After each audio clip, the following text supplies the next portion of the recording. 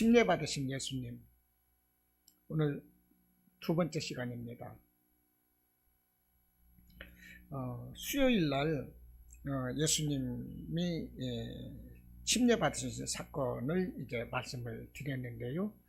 한 가지 마지막 남은 거, 예수님께서 침례를 받으실 때, 세례를 받으실 때에 하늘문이 열렸습니다.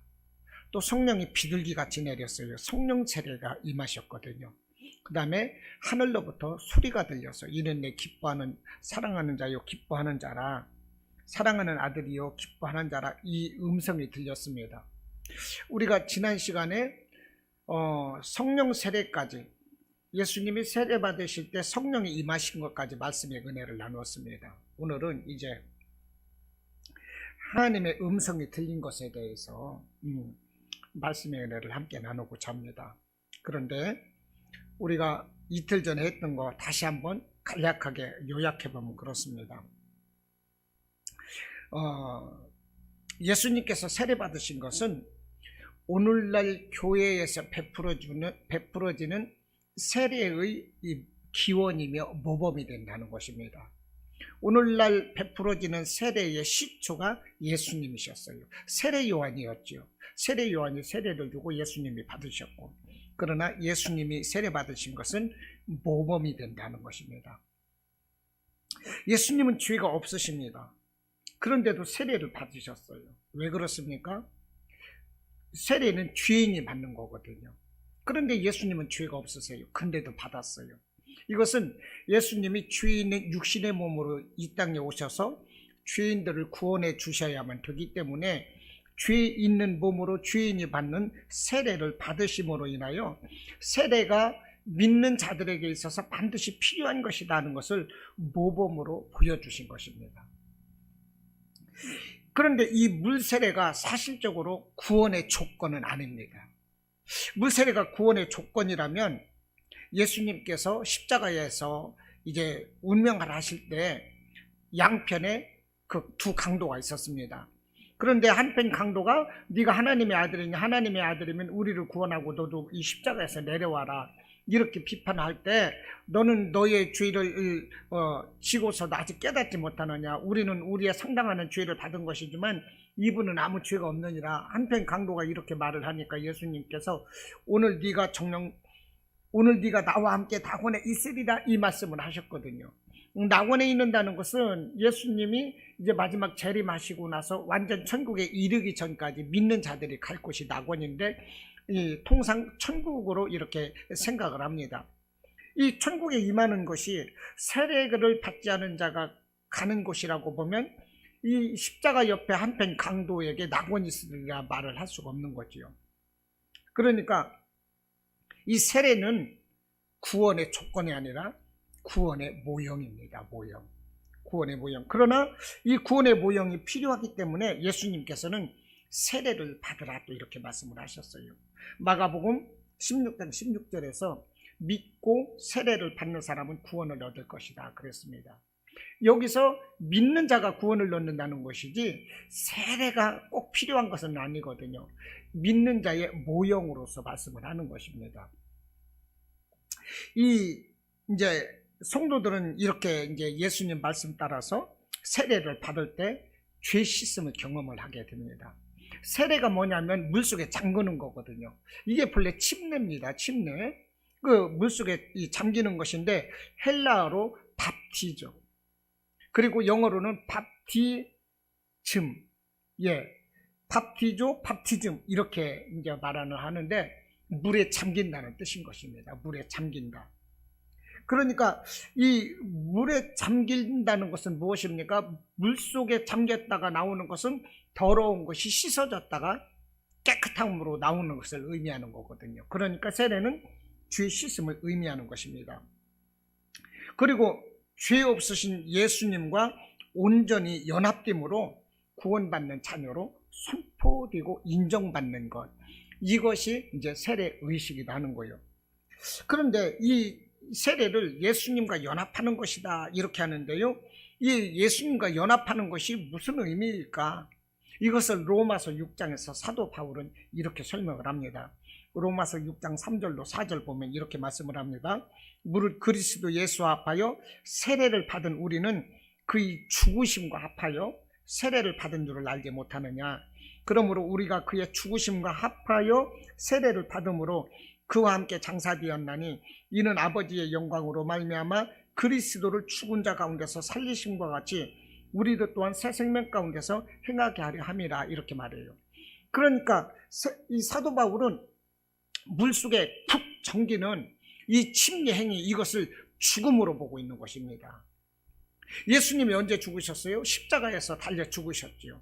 우리가 이 물속에 푹 잠기는 이 바티주를, 이 침례 행위를 예수님이 십자가에서 죽으시는 것과 함께 동일하게 간주하고 있는 거예요.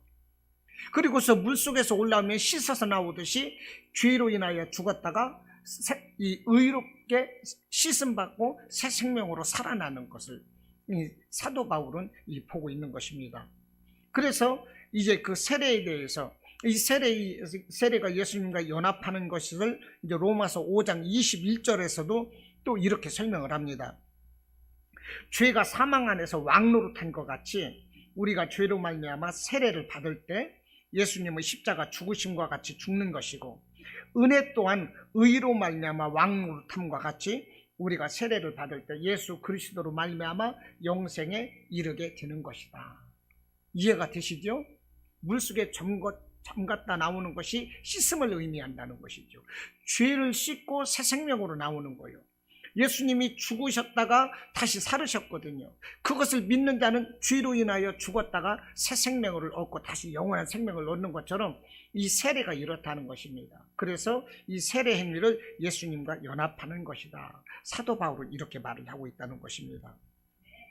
이와 같은 세례를 이제 지난 시간에 이제 우리 함께 은혜를 나눴어요. 그런데 이렇게 세례를 받을 때 하늘이 열렸고 성령이 비둘기같이 예수님께 내렸고 하늘의 음성이 들렸습니다. 그래서 지난 시간에 하늘이 열린 것과 성령이 비둘기같이 내린 것을 말씀의 은혜를 나눴어요. 그래서 오늘 이 시간에는 이제 하늘에서 음성이 들리는 것에 대해서 말씀을 나누고자 하는데, 어저께 말씀 나눴지만 그 성령이 임한 것을 다시 한번 짚고 넘어가고자 합니다. 왜냐하면 이 성령은 아무리 강조해도 지나치지가 않기 때문에 그렇습니다. 세례를 받으실 때 하늘이 열리고 성령이 임하였고 하나님의 음성이 들렸지만, 우리가 성령이 임하면 우리에게 어떻게 되겠습니까? 우리에게 하늘이 열리고 하늘의 음성이 들리는 거예요. 모든 기초는 성령인 것입니다. 성령이 중요합니다. 그래서 이 시간 이제 이 성령과 하늘의 음성 들린 것을 또 한번 말씀을 나누고자 합니다. 자, 예수님께서 세례 받으실 때 성령이 임하셨다는 사실을 통해서 우리는 성령 세례의 필요성을 알 수가 있다는 것입니다. 예수님께서 세례를 받으셨어요. 근데 성령이 내렸어요. 지금은 성령 시대거든요. 앞으로는 이제 성령이 필요하다는 것입니다. 반드시 필요한 거예요. 이 구약 성경은 하나님께서 말씀을 하실 때 쇠붙은 선지자들을 통해서 직접 말씀을 하시거나 묵시를 통해서 이 하나님이 계시해 주셨거든요. 그 말씀, 그 선지자들을 통해서 이제 계시하시고 말씀하신 그 예언에 따라서, 그 예언은 오실 메시아 구원자인데 실제적으로 구원자 메시아이신 예수님께서 이 땅에 오셨고, 예수님께서 공생의 사역을 통해서 이제 승천하시기 직전에 이제 나보다는 너희에게는 유익하니라 말씀을 하시면서 보혜사 성령을 약속하셨고, 그래서 예수님이 가시면서 보혜사 성령께서 이 땅에 오셔서 예수님이 재림하시는 날까지 모든 성도들과 함께 계신다는 것입니다. 그러므로 지금은 성령 시대인 거예요. 우리가 천국 가는 날까지, 예수님 재림하시는 날까지 우리는 이제 성령과 더불어 사는 것입니다. 그러므로 이 시대를 사는 성도들은 성령을 의지해서 천국 생명을 이제 얻는 것입니다. 성령을 의지해서 예수 그리스도를 믿는 거죠. 십자가의 죽으심과 부활을 믿는 거죠. 그러면 천국 생명을 얻는 겁니다. 노아 시대 때에 노아의 8가족이 어떻게 살았습니까? 노아의 방주를 타고 살았던 거죠. 오늘 이 시대 우리가 살아갈 수 있는 방주가 무엇이겠습니까? 바로 말씀과 성령이라는 거예요. 우리가 그래서 성령을 의지해야 되는 것입니다. 말씀과 성령을 의지하지 않으면 마귀가, 사탄이 우는 사자와 같이 삼킬 자를 찾고, 우리는 성령을 의지 않는다면 마귀 사탄의 밥이 될 수밖에 없다는 것입니다. 사탄은 우는 사자같이 직접적으로 성도들을 위협하며 협박하며 절망과 두려움으로 이렇게 공격하기도 하고, 또 광명한 천사처럼 아름다운 모습으로 다가와서 속이면서 유혹하고 이렇게 성도들을 넘어뜨리기도 한다는 것입니다. 이와 같은 이 마귀 사탄을 이길 수 있는 것은 우리에게 담대한 능력 주시고 지혜와 분별력을 주시는 성령을 의지하지 않고서는 이 마귀 사탄을 우리가 이길 수 없다는 거예요. 우격다짐으로 직접적으로 우리를 대항하는 마귀를 이길 수도 없고, 우리를 속이면서 이렇게 간사한 모습으로 아름다운 모습으로 다가와서 유혹하는 미혹하는 그 마귀를 우리가 이길 수가 없는 것입니다. 우리는 절대 이길 수가 없어요.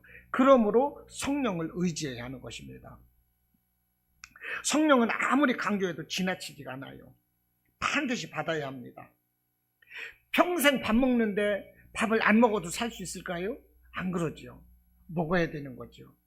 평생 자동차 기름 넣는데 기름 좀 안 넣으면 안 되나요? 넣어야 자동차가 움직이는 거죠. 똑같습니다. 성령은 아무리 강조해도 지나치지가 않아요.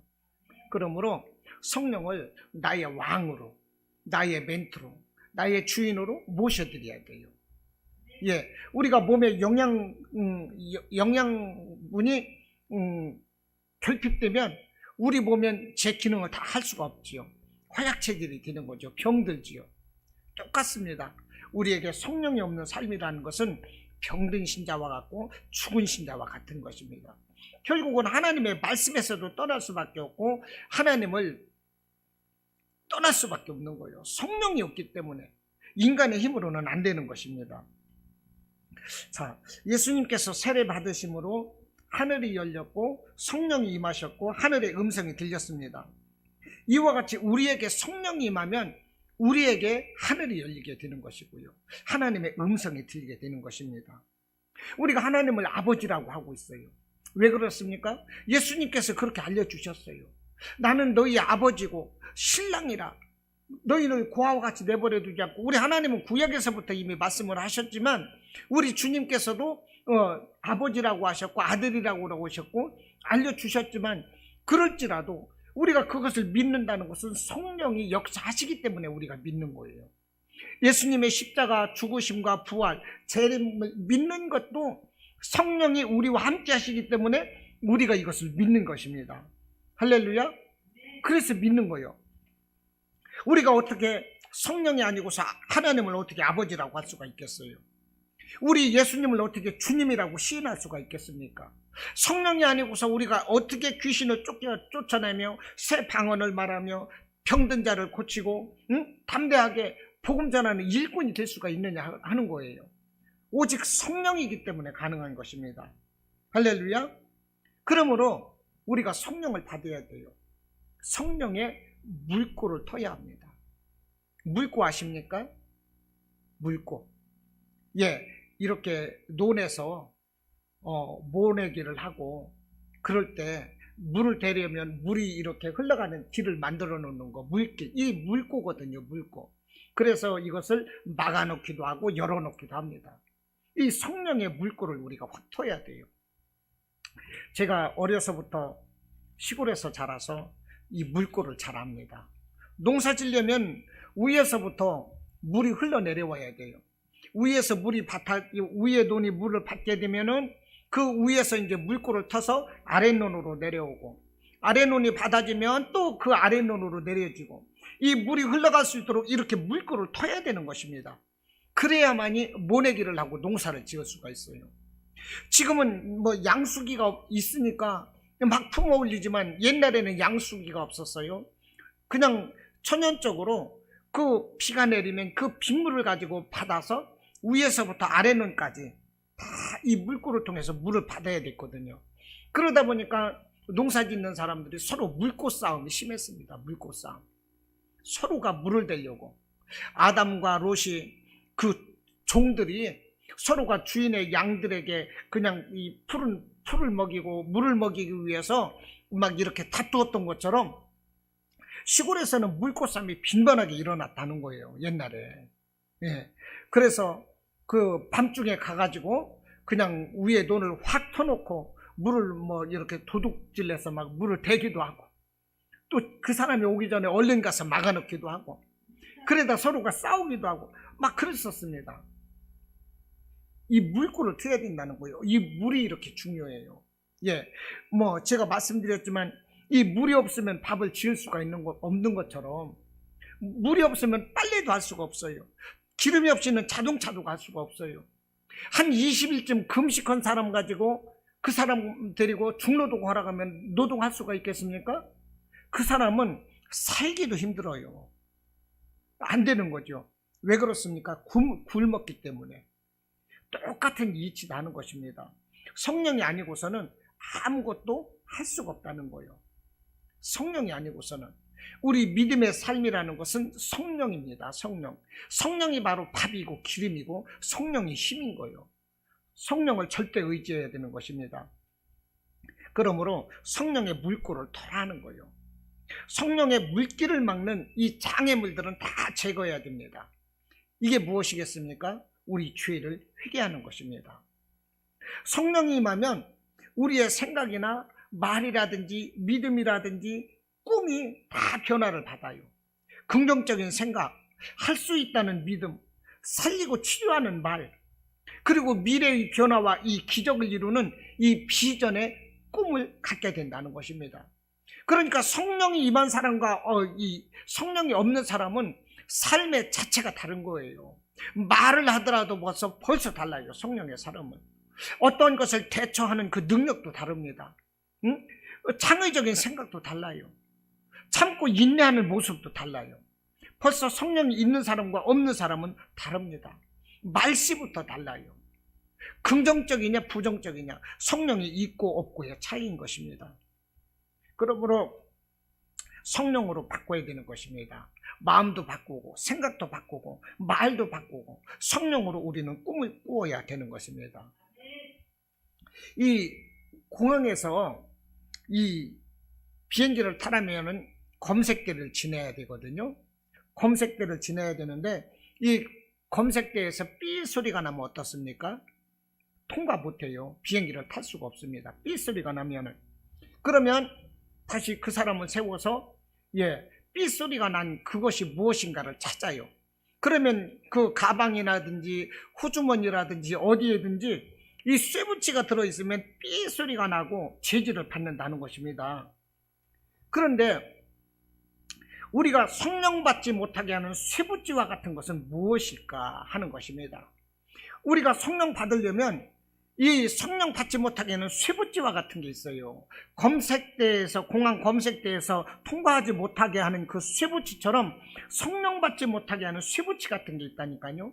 이것은 우리의 삶을 후퇴하게 하고 절망하게 하고 근심하게 하고 병들게 하고 시험 들게 하고 모든 일에 시험 들게 하고 부정적인 생각에 사로잡히게 하고 거기서 후퇴하게 하고 실패하게 한다는 것입니다. 우리가 성령 받는 데 있어서 이렇게 검색대를 이렇게 통과하지 못하는 쇠붙이와 같은 것, 이것이 무엇이겠는가? 이것은 죄다 하는 것입니다. 죄.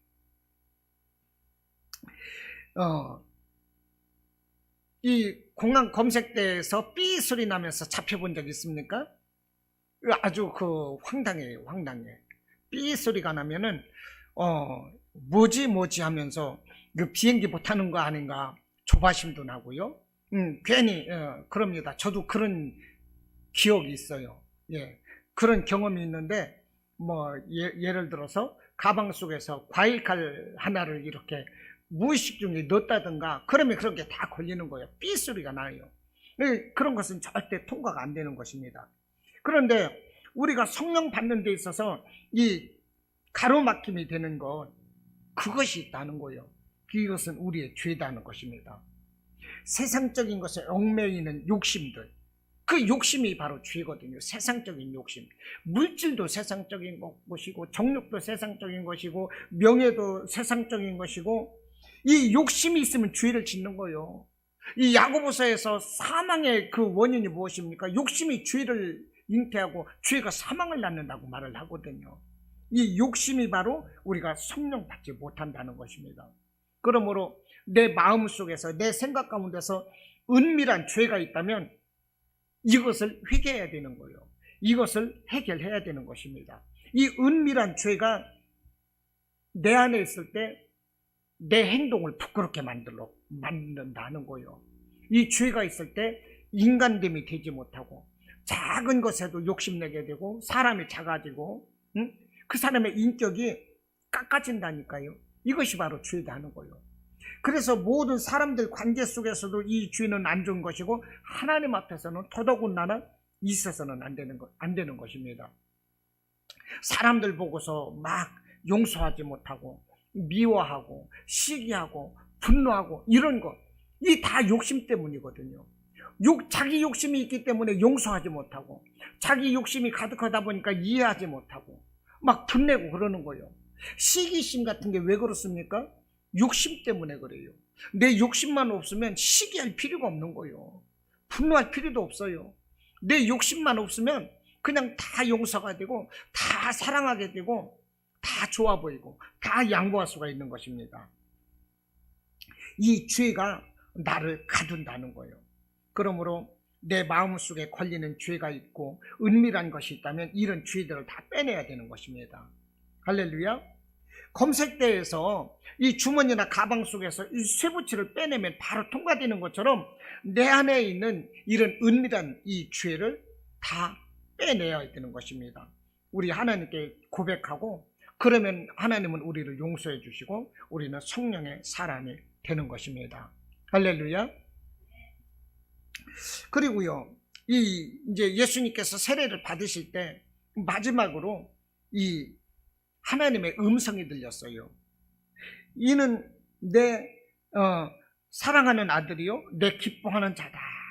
이 음성이 들렸어요. 여러분, 예수님이 이제 세례를 받으시면서 성령이 임하였고 하늘의 음성이 들렸는데 우리도 우리의 살아가면서 성령께서 우리를 만져주시면 어떻게 되겠습니까? 우리 신앙의 모습이 달라지는 것이고 우리 인격도 달라집니다. 그리고 우리도 하나님의 음성을 들을 수가 있어요. 성령 세례 받으면 하나님의 음성이 들리는 것입니다. 예수님은 지금 세례 받을 때 성령의 음성을 들었어요. 성령 세례를 받았어요. 그리고 하나님의 음성이 지금 들리는 것입니다. 이는 내 사랑하는 아들이요 내 기뻐하는 자라. 이 음성만 들으면 돼요. 내 사랑하는 자요 기뻐하는 자, 사랑하는 아들이요 기뻐하는 자다. 더 이상 필요 없는 거예요.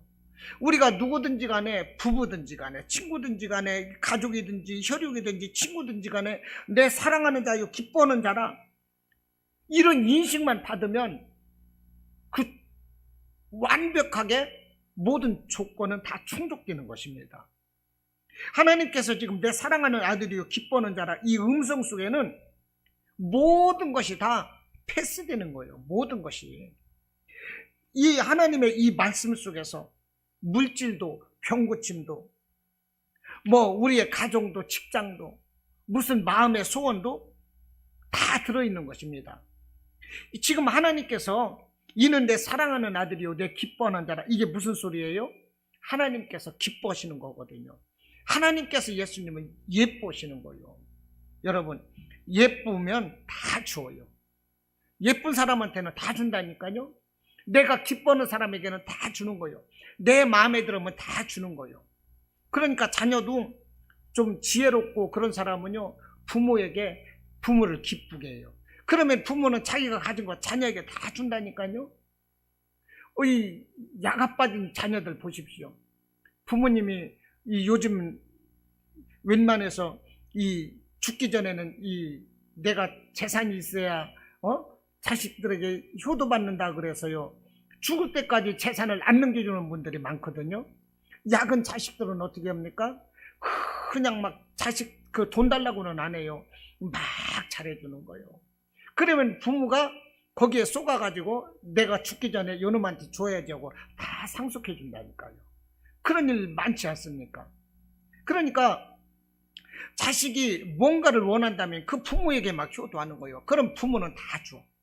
사랑하는 사람끼리도요, 그냥 내가 먼저 사랑하면 사랑하는 사람은요, 다 주게 돼 있어요. 다 주는 것입니다. 우리 하나님이 지금 말씀을 해요. 이는 내 사랑하는 아들이요, 내 기뻐하는 자라.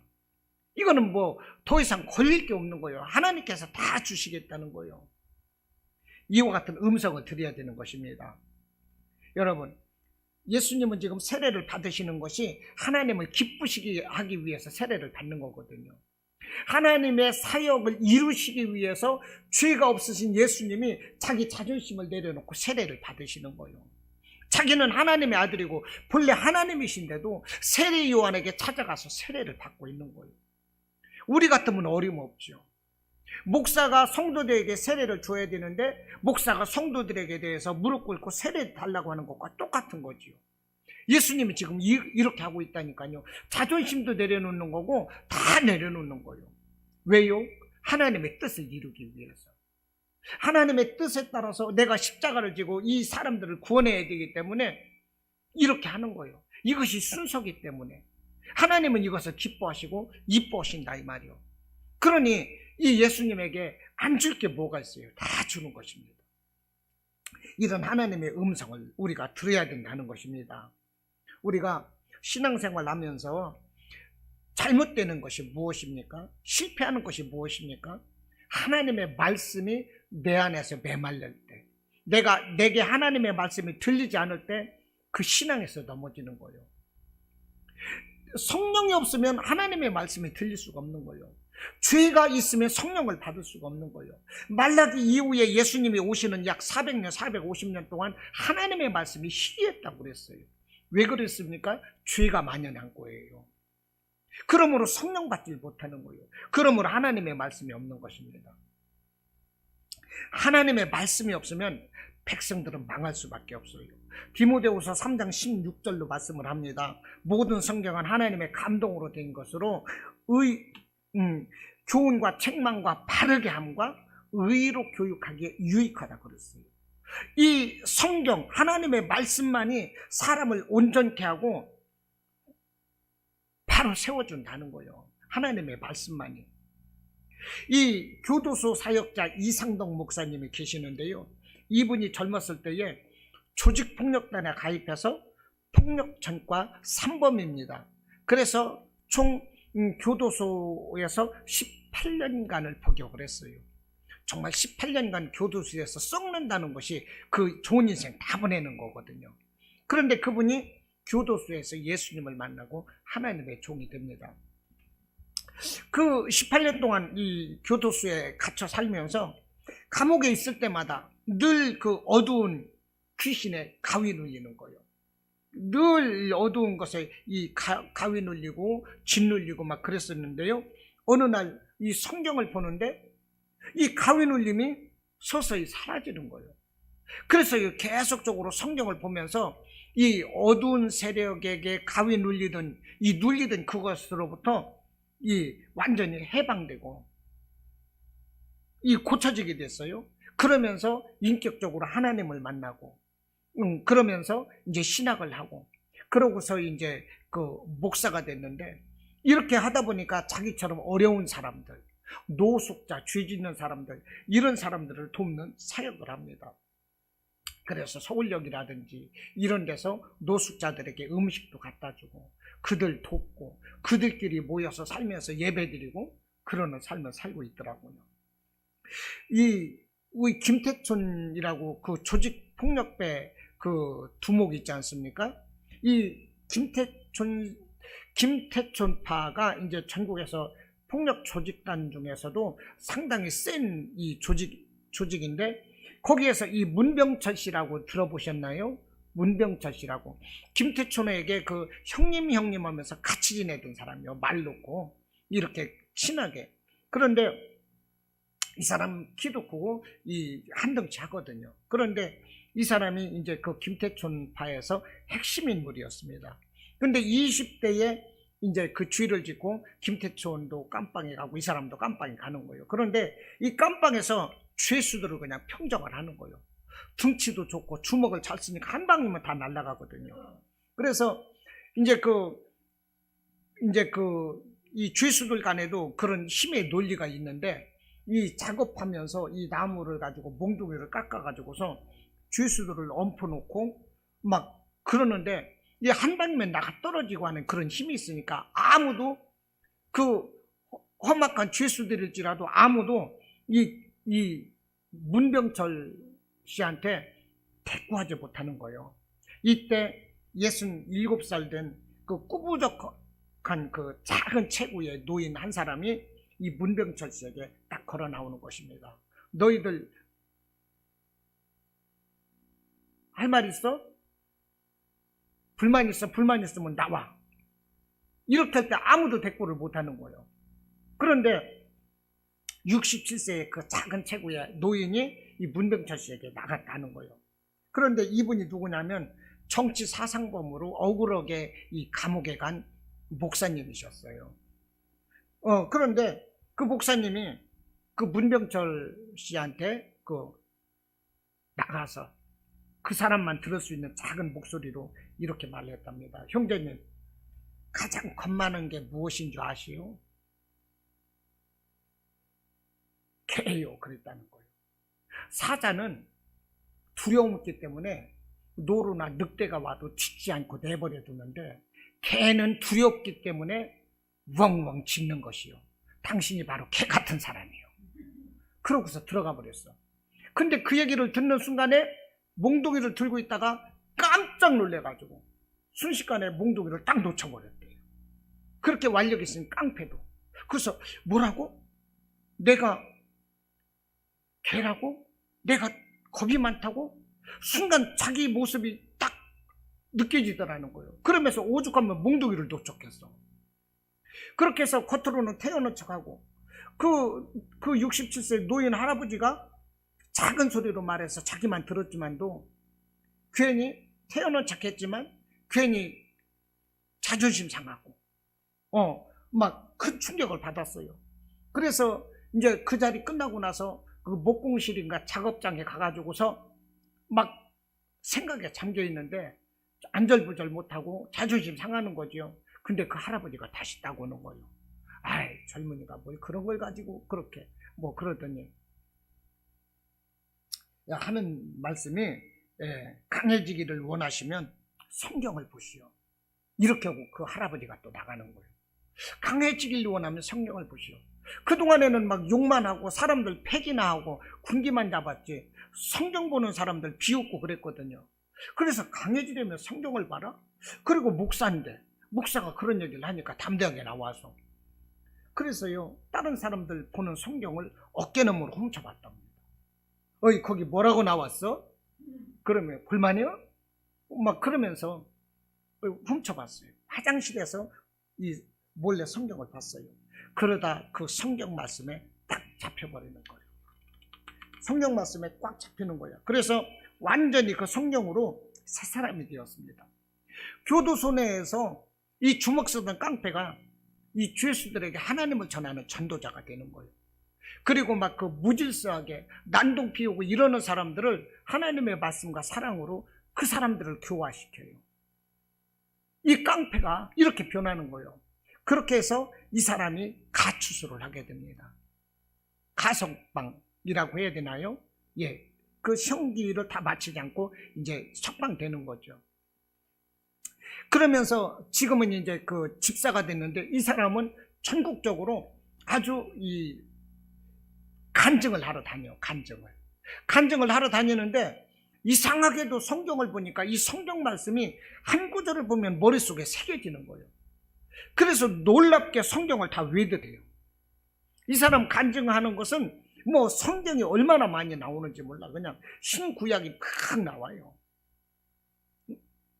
지금 집사입니다. 이것이 바로 성경의 위력이라는 거예요. 할렐루야. 우리 삶을 변화시킨다니까요.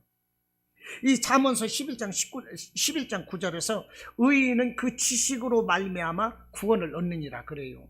그런데 보십시오. 기독교인들이 의인은 믿음으로 말미암아 살리라, 이 말씀은 다 잘 아는데 지식으로 말미암아 구원을 얻는다, 이 말씀은 생소하다는 거예요. 근데 지식이 무엇입니까? 하나님의 말씀이거든요. 지식으로 말미암아 구원을 얻는 거예요. 요한복음 17장 3절도 말씀을 하기를 영생을 얻는 것은 참 하나님 말씀과 예수 그리스도를 아는 것이다 말을 하고 있습니다. 하나님의 말씀으로 구원받고 우리가 온전케 된다는 거예요. 그 요즘 사람들 성경을 안 봐요. 성경을 안 보지 않습니까? 성경책도 안 들고 다니고 핸드폰 속에 있는 이 어플을 가지고 성경을 본다니까요. 그것만 해도 다행인 거예요. 이 TV 속에 모든 것이 다 들었어요. 이 핸드폰 속에. 이 어플이 가득합니다. 뭐든지 할 수 있는 거 다 꺼낼 수가 있어요. 이 핸드폰 속에. 이 핸드폰이 뭐냐? 아편인 거예요. 아편. 신종 아편. 영국과 중국의 그 아편 전쟁이 있었거든요. 이 아편 때문에 중국이 형편없이 깨졌어요. 옛날 우리나라 어떻습니까? 살기 어려울 때, 조선시대 이럴 때 민초들 이런 분기 같은 거 막기 위해서 막 술 퍼먹이고 막 취해서 살고 그냥 이렇게 했거든요. 이게 지금 성경을 봐야 되는데 요즘은 TV 보고 핸드폰 보고 드라마 보고 세상 것에 신경 쓰고 신종 아편인 것 같다는 거예요. 더군다나 요즘에는 코로나 사태까지 터져버렸어요. 약 160만 명인가? 130만, 160만 명이 지금 한국 기독교인들이 불신자로 돌아갔다는 거예요. 이 코로나 시대에. 교회 16%가 문을 닫았어요. 이 문제인 것입니다. 그런데도 이것이 이와 같은 문제로 알지 못한다는 거예요, 지금. 응? 문제를 알지 못한다는 것입니다. 왜 그렇습니까? 하나님의 말씀이 없기 때문에. 하나님 말씀이 없기 때문에.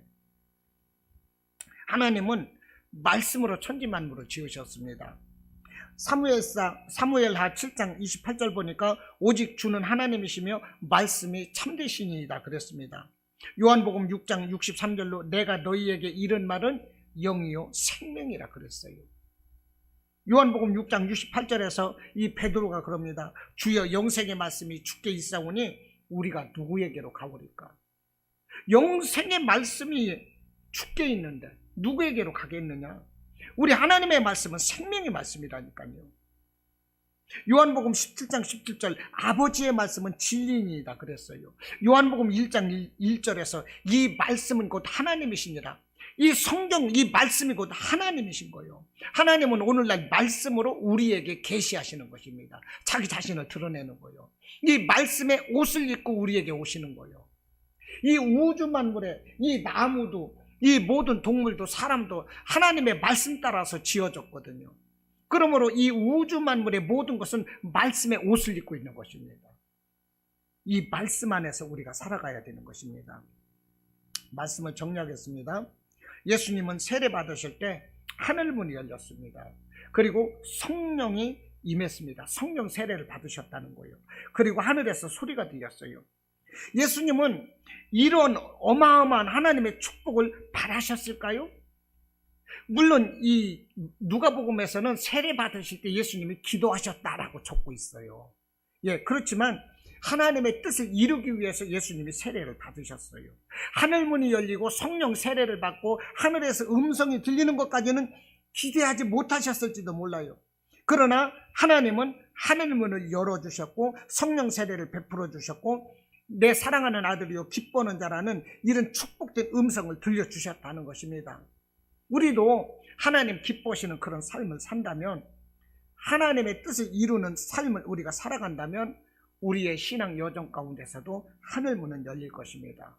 성령 세례는 우리에게 주어질 것입니다. 그리고 내 사랑하는 아들이요 기뻐하는 자라는 이런 하나님의 음성이 우리에게 들릴 거예요.